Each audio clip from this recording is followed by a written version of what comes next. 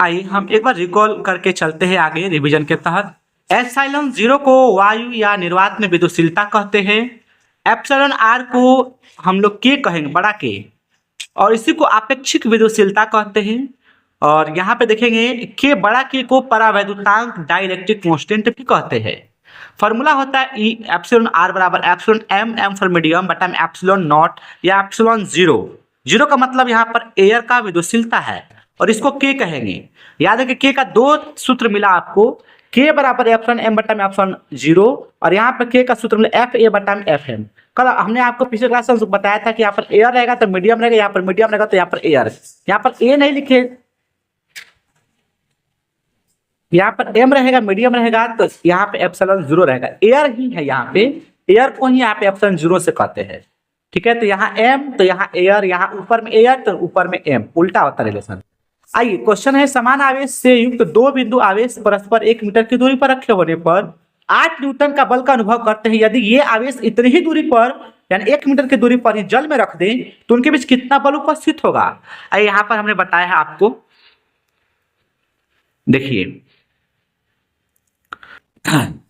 यहाँ पर लिखा है आर बराबर 1 मीटर, एफ एयर, एयर में बल है 8 न्यूटन, वाटर में बल नहीं है। अब यहाँ पे देखिए के डब्ल्यू मतलब वाटर का परावैद्युतांक डाइलेक्ट्रिक कांस्टेंट 80 होता है। अपने से लिखे हमने, हम जानते हैं कि फॉर्मूला के बराबर एफ ए बटा में एफ डब्ल्यू, तो देखिए वहां पर एफ ए बटा में F M, M for medium, यहाँ पर मीडियम में पर वाटर लिखा है, कोई दिक्कत नहीं है, मीडियम में पर वाटर है ना यहाँ पे, तो अब बराबर के, यहाँ बराबर के लिखा है ना, देखिए बराबर के बराबर ये लिख दिए, के का वैल्यू रख दिए, एफ ए का वैल्यू ऊपर में 8 दिया, लिख दिए, एफ डब्ल्यू का 32 से 33 गुणा करके 0.1 ला दिए।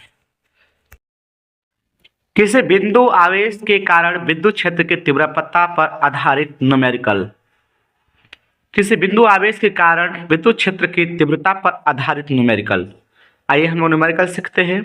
क्वेश्चन है, यूरेनियम नाभिक की त्रिज्या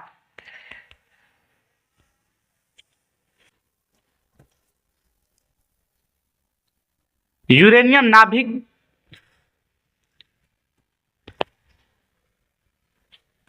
क्वेश्चन है, यूरेनियम नाभिक की त्रिज्या 6.8 × 10⁻15 मीटर है।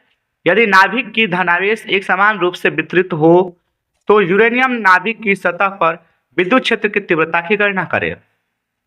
देखिए त्रिज्या आर बराबर दिया 6.8 × 10⁻15 मीटर और विद्युत क्षेत्र की तीव्रता पूछ रहा है। तो देखिए यहाँ पर आप जब वैल्यू निकालेंगे विद्युत क्षेत्र की तीव्रता, यानी यहाँ पर सूत्र पर E बराबर 1/4 पाई एप्सिलॉन 0 Q बटा में आर स्क्वायर, तो Q का वैल्यू आवेश का चाहिए वैल्यू, ठीक है।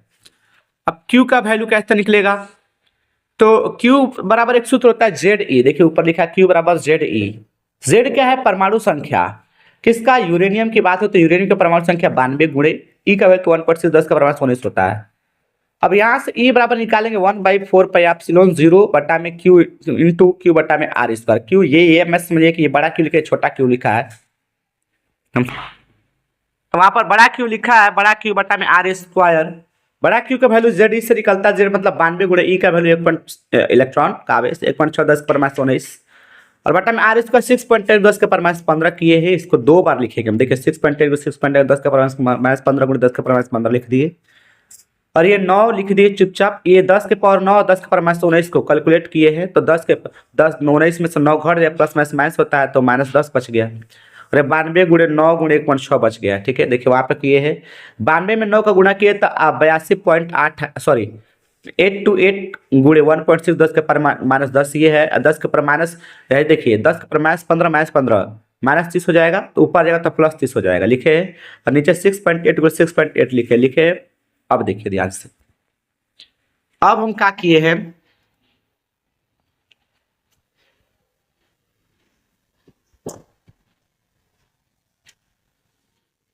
आप 8 to 8 में 1.6 का हम मल्टीप्लाई किए हैं, ठीक है।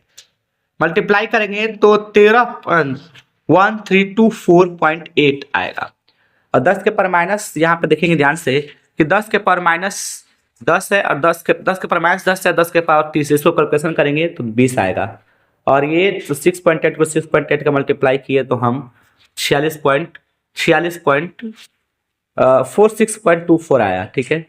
हल करेंगे 1324.8 और 46.24 में हम भाग करेंगे तो 28.65 10 के पावर -20 ऊपर और लिख दिए।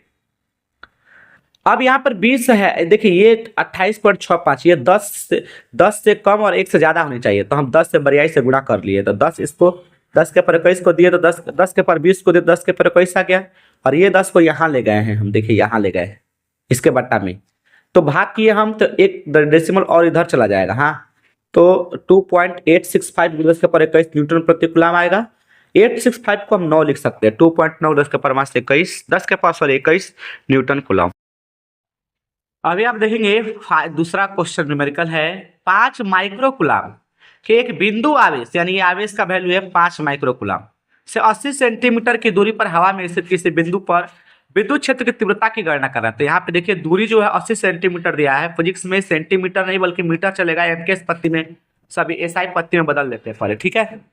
तो 80 सेंटीमीटर नहीं बल्कि इसको मीटर में बदलेंगे और माइक्रो कूलम को कूलम में बदलेंगे। तो क्यू बराबर देखिए यहाँ पर दिया है क्या चीज, 5 माइक्रो कूलम, माइक्रो जहां दिखे 10 के पावर -6 से कर दीजिए गुणा, ठीक है। क्यू का मान यहाँ पे कूलम लिख दिए हमने, ठीक है। आर डी कहो आर कहो दूरी कहो एक ही चीज है, 80 सेंटीमीटर है, तो 80 सेंटीमीटर है तो उसको हम लोग 80 को मीटर में बदलने का प्रयास किए, तो 80 बट्टा में 100 कर देंगे हम लोग, तो मीटर में बदल गया तो जीरो जीरो कैंसिल हो गया, 8 बट्टा में 10 बच गया तो 0.8 मीटर हो गया।